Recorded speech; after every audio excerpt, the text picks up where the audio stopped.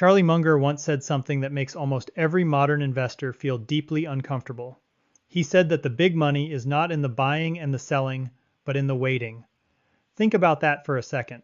We live in an era of instant gratification. We are surrounded by glowing screens that promise us massive returns in a matter of days or weeks through complicated day trading strategies or high-risk speculative assets that feel more like a trip to the casino than a pathway to retirement. We are conditioned to believe that wealth is built through speed, through constant motion, and through having the latest information faster than the person sitting next to us. But what if the secret to turning $100,000 into $1 million is not about doing more, but actually about doing significantly less? What if the most productive thing you could do for your financial future is to sit still and let time do the heavy lifting? I want you to pause for a moment and look at where you are right now. You have worked hard. You have saved $100,000. That is a significant milestone that many people never reach. But in the current economic climate, with the rising cost of living and the unpredictable nature of our markets, $100,000 can feel like it is not enough to secure the comfortable retirement you have been dreaming about. You want that $1 million mark. It feels like the gateway to true freedom. But the fear is real. You are terrified of losing what you have already built.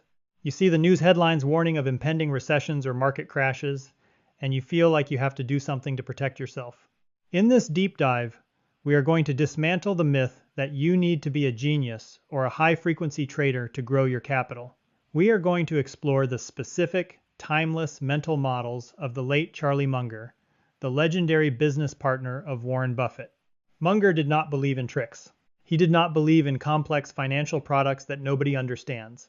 He believed in the power of patience, the importance of avoiding stupidity, and the magic of compound interest. By the end of this video, you will have a clear, step-by-step framework for how to grow your nest egg safely without losing sleep and without having to stare at a stock ticker all day. We are going to look at how a person with $100,000 can methodically and reliably move toward that $1 million goal. This is not a get-rich-quick scheme. It is a get-rich-slow, but get-rich-for-sure system.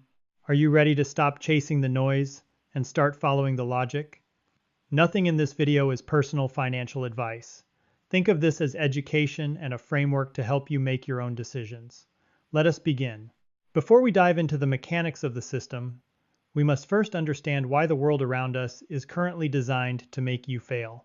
If you look at the landscape of American finance today, it is a machine built on a foundation of constant noise.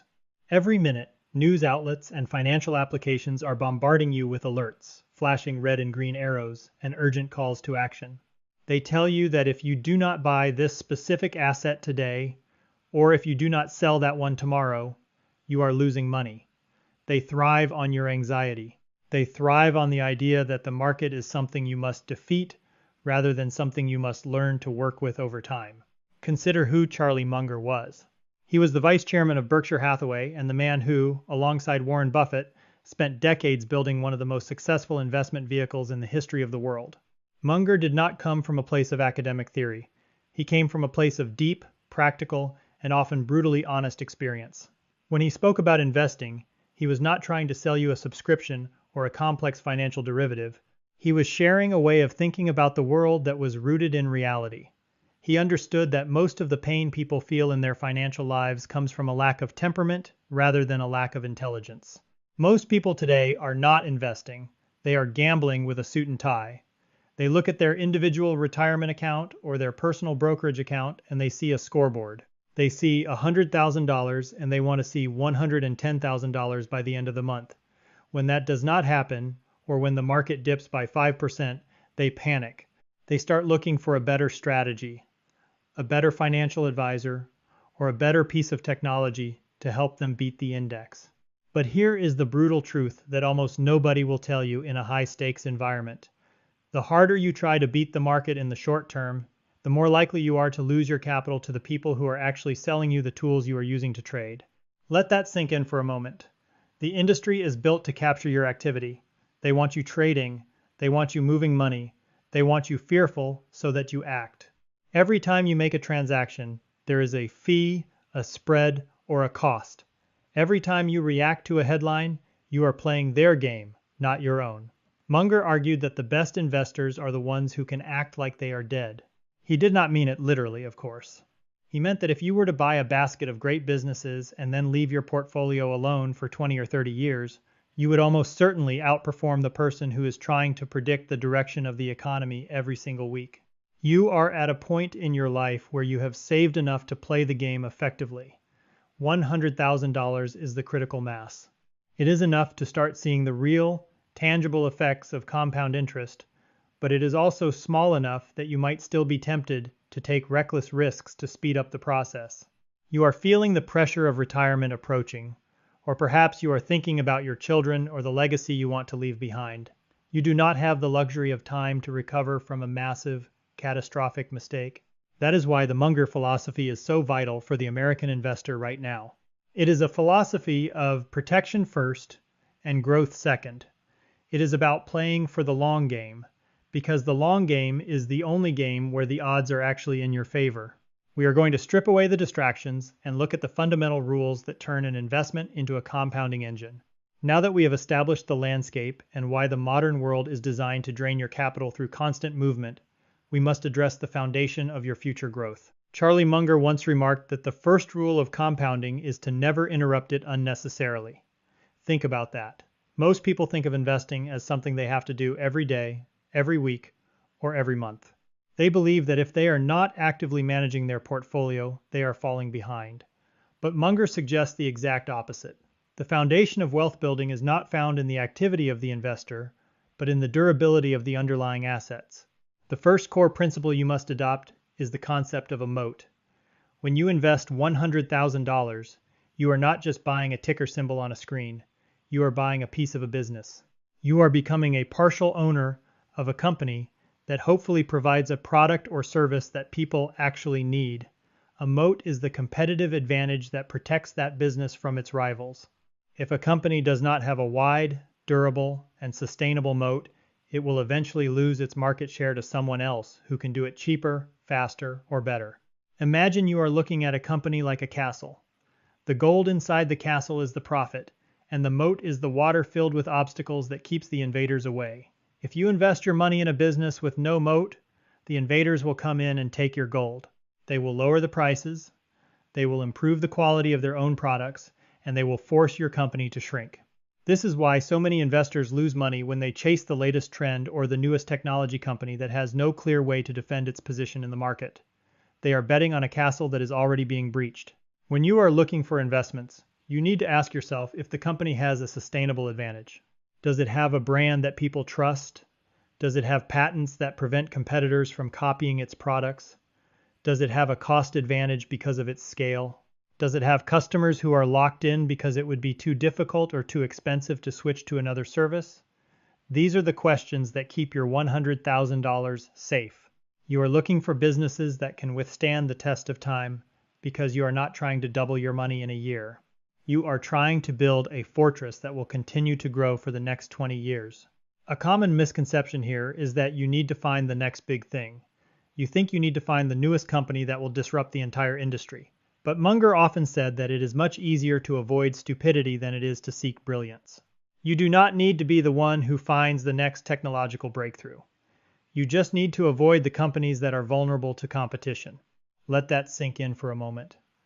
Most people fail because they are trying to be brilliant, not because they are failing to be average. Being average is actually a wonderful thing in the stock market if you are average in the right basket of high-quality, defensive companies. If you invest $100,000 in a diversified group of companies that have wide moats, you are essentially setting yourself up for a process that works while you sleep. The companies are working for you. They are innovating, they are managing their costs, and they are navigating the economic landscape. You are merely the partner providing the capital. This foundation is essential because it gives you the confidence to hold your position when the market goes through its inevitable cycles of panic and irrational exuberance. If you know you own a business that is built to last, you do not feel the urge to sell when the headlines start screaming about a recession. You know that the strength of the business is not tied to the daily mood of the stock market. You are building on a rock, not on sand. Before we move to the application of this knowledge, remember that this is about simplicity. If you cannot explain why a business has a competitive advantage in one sentence, you probably do not understand it well enough to invest your hard-earned money in it. Keep it simple, keep it durable, and keep your focus on the long term. Now that we have established the necessity of investing in companies with durable competitive advantages, we must look at how to actually apply this to your $100,000. The danger here is that most people overcomplicate the math. They spend their time looking for complex financial ratios that only the most expensive analysts in the world can compute. But Charlie Munger believed that the best investing is fundamentally simple arithmetic combined with the right psychological temperament. Let us look at the application of the rule of 72. This is a simple mathematical shortcut that tells you how long it will take for your money to double based on your annual rate of return. If you divide 72 by your annual interest rate, you get the approximate number of years it takes to double your capital. If you earn an average of 7% annually, your money will double in roughly 10 years. That means your $100,000 becomes $200,000 in 10 years, $400,000 in 20 years, and $800,000 in 30 years. Even without adding another single dollar of your own money, you are approaching that $1 million goal simply by choosing a high-quality, low-cost vehicle that tracks the broader market of the United States. The actual implementation involves a three-step process that you can perform starting tomorrow. First, you must consolidate your accounts.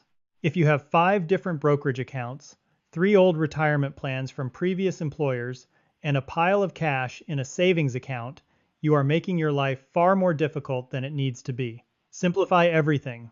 You want a clear picture of your total net worth so you can track your progress toward that $1 million milestone. Second, you must identify your core investment vehicle. For most investors, the best option is a low-cost index fund that tracks the Standard & Poor's 500. Why? Because you are not trying to pick the winners of tomorrow. You are buying the entire index of the largest, most successful, and most durable companies in the United States. You are essentially outsourcing the job of picking winners to the market itself. By owning the entire index, you have automatically included the companies with the widest moats we discussed earlier. Third, you must automate your contribution. This is where most people falter. They think they will manually move money into their account whenever the market looks good. But the market rarely looks good when you are in the middle of a correction. By setting up an automated transfer from your checking account to your investment account, you are practicing what is called dollar cost averaging.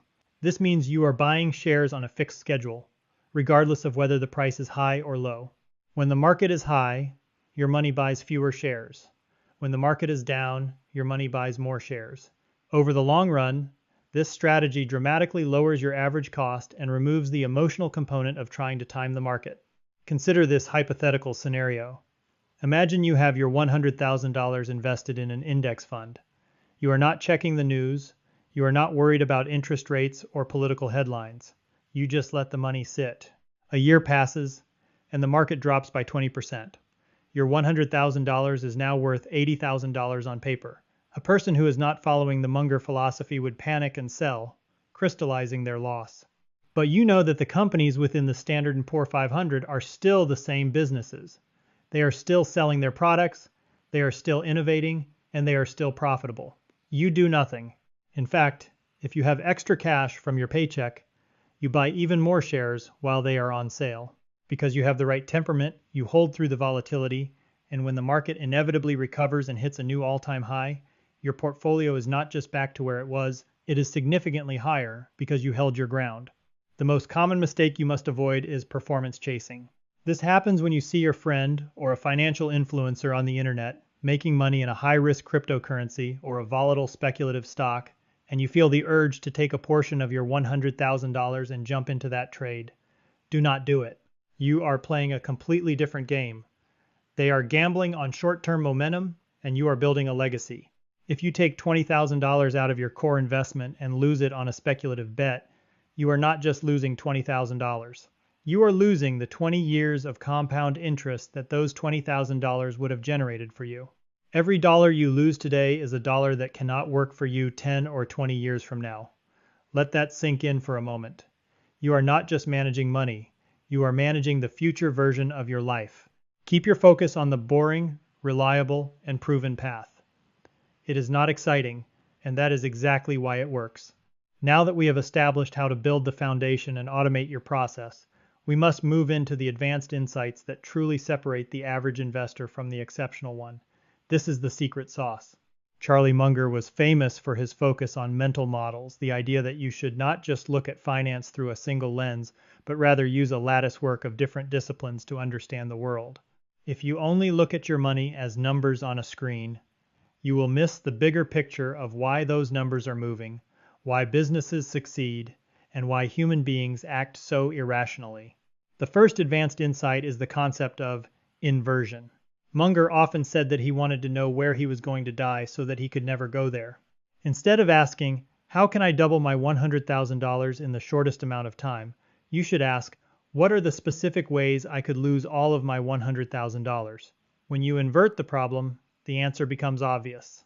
You lose money by trading too frequently, by paying high fees, by trusting people you do not know, by taking on too much debt, and by panicking during market downturns.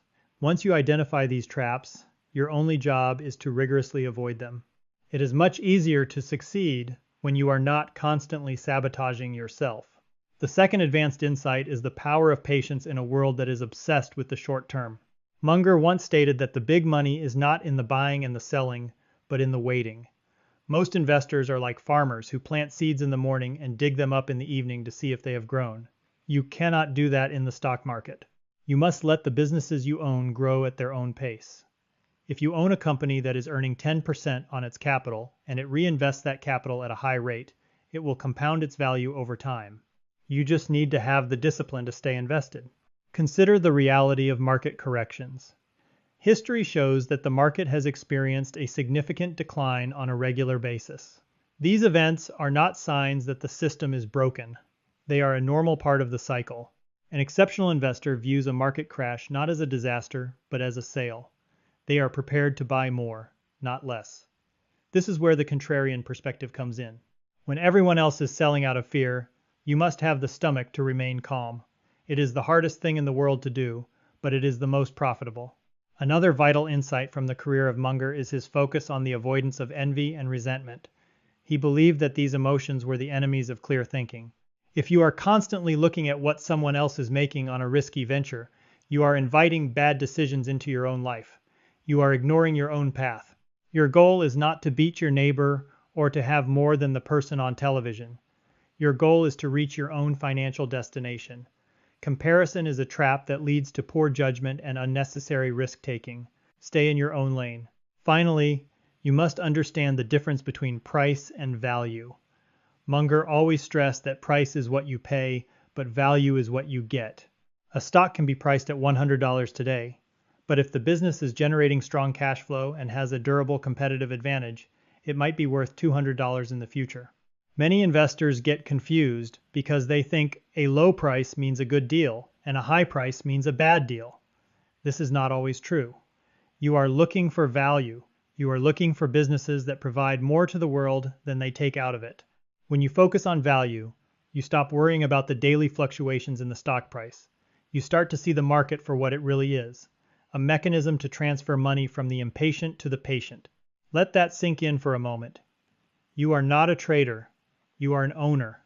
The more you embrace that identity, the more you will realize that the complexity you see on the news is mostly irrelevant to your long-term success. You are playing a game of patience and logic, and the only person who can truly stop you from winning is yourself. Now that we have covered the mental models and the philosophical shift required to build wealth, it is time to get practical. You are likely wondering what you should do tomorrow morning when you open your computer. The goal is to move from theory to execution without overcomplicating your life. You do not need a fancy suite of tools, nor do you need to pay an expensive consultant to tell you what to do. The best financial plans are usually the ones that fit on a single piece of paper. First, you must conduct a formal audit of your current assets. Take out a notebook and list every single account you own, including your checking account, savings account, workplace retirement plans, and any individual brokerage accounts. Write down the current balance of each and, more importantly, the investment cost or the expense ratio of the funds held within those accounts. If you see funds charging you 1% or more in annual fees, you are leaking wealth. You need to move those funds into low-cost, broad market index funds. Over 20 years, a difference of 1% in fees can cost you tens of thousands of dollars in lost compounding. It is money that stays in the pockets of the financial institutions rather than in your retirement fund. Second, you must set up your automatic investment system. You need to decide exactly how much you can contribute from your monthly income after you have paid for your essential expenses and maintained an emergency fund. Let us assume you have 3 months of living expenses set aside in a high-yield savings account. This is your safety net, not your investment capital. Once that safety net is secure, you should set up a recurring transfer from your bank account to your brokerage account on the day you receive your paycheck. By doing this, you are prioritizing your future self before you have the chance to spend that money on something else. This is what it means to pay yourself first. Third, you need to establish a rebalancing schedule. But here is the trick. Keep it infrequent. You do not need to rebalance every month. Set a date, perhaps once per year, to check your asset allocation. If your portfolio has drifted away from your target, sell a little bit of the asset class that has performed well and buy more of the asset class that has performed poorly. This forces you to follow the most basic rule of investing: buy low and sell high. It sounds simple, but it is incredibly difficult to execute because it requires you to sell the winners and bet on the losers. You might be asking, but what if the market is in a bubble? What if we are at the top of a cycle? This is where the what if objections usually paralyze people. If you are worried about the market being expensive, remember that you are not buying the whole market at once. Because you are using dollar cost averaging, you are buying a little bit every month. If the market drops, your future contributions will buy more shares at a cheaper price. If the market goes up, your existing shares grow in value. Either way, you are winning. You have removed the need to predict the future. You have traded the anxiety of being right for the safety of being disciplined. Do not let the fear of a bad market entry stop you from participating in the growth of the economy. The cost of being out of the market for 5 years while you wait for the perfect time to enter is far higher than the risk of entering at a slightly imperfect time. As you go through this process, keep a journal. Write down why you are investing, what your long-term goals are, and how you want to feel when you reach your $1 million goal. When the market gets volatile and your stomach starts to turn, read that journal entry. Remind yourself that you have a plan, you have a process, and you are not playing the game of the speculators. You are playing the game of the owner. Now that we have covered the practical steps to building your wealth, we must zoom out to see the bigger picture. Why are we doing this? It is not just about the $1 million. That number is a milestone, not the end destination. We are building the capacity to live a life where you are not constantly forced to trade your time for money. When you have successfully grown your capital through the consistent application of these rules, you are no longer a servant to the labor market. You are a person who has bought the freedom to choose how you spend your days, who you spend them with, and what impact you want to have on the world. The emotional resonance of this journey cannot be overstated. When you are constantly stressed about your finances, your brain is operating in a state of scarcity. You are more reactive, more prone to anxiety, and less capable of thinking about the long term. But when you have a plan that is working, you gain a sense of peace that is profound. You begin to look at the world differently. You stop viewing businesses as symbols on a screen and start seeing them as the engines of human progress. You start to understand that by being a shareholder in the greatest companies in the United States, you are effectively a participant in the growth of human ingenuity. Think about the legacy you are creating. This is not just about you. It is about the foundation you are building for your family, your community, and the future. If you start now and you remain patient, you are providing yourself with a safety net that very few people ever manage to construct. You are breaking the cycle of living paycheck to paycheck, and you are starting a cycle of building and growing. This is the ultimate form of financial independence. It is quiet, it is boring, and it is incredibly powerful. Charlie Munger once said that the best way to get what you want in life is to deserve what you want. Think about that for a moment.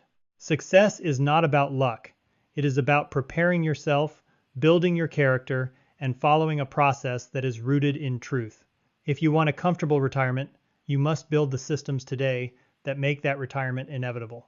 If you want to have the freedom to pursue your interests, you must cultivate the patience that allows your capital to work for you. It is a simple equation, but it is one that requires a lifetime of discipline. As you move forward, remember the lessons of the past. The market will go up and the market will go down. The economy will change, and new industries will rise and fall. But the principles of patience, discipline, and the avoidance of stupidity are timeless. They will serve you just as well in 20 years as they do today. You have all the tools you need. You have the knowledge. The only thing left is to begin the work of waiting. Let that sink in for a moment. Your success is not hidden in a complex algorithm. It is hidden in your ability to wait for the power of compound interest to do what it has always done. Turn small, consistent efforts into life-changing results. We have covered the path from your initial investment to the milestone of $1 million, and we have discussed the temperament required to stay the course. Before we conclude, I want to leave you with one final thought. The process we have discussed, the process of investing in quality companies, minimizing your costs, and waiting with discipline, is not just a financial strategy. It is a way of life that values substance over appearance. If you found value in this deep dive into the principles of Charlie Munger, please consider subscribing to the channel. We will continue to explore the intersection of finance, psychology, and the mental models that help you make better decisions in your personal and professional life. There is so much more to uncover about how to protect your capital and grow your wealth in a way that aligns with your long-term goals. I would love to hear from you. What is the one financial habit you have struggled with the most during your journey? And how do you plan to change it based on the ideas we covered today? Leave a comment below and share your thoughts. Your experiences might help someone else who is on the exact same path. As you look toward the end screen, you will find a link to another video on the psychology of patience and why the greatest investors in history have always preferred silence over the noise of the crowd. It is a perfect companion piece to what we have discussed here today. Thank you for taking the time to invest in your own education. Remember that you are in control of your future. And every small, consistent action you take today is a building block for the security you will enjoy tomorrow. Stay patient, stay disciplined, and keep your focus on the horizon. I look forward to seeing you in the next video.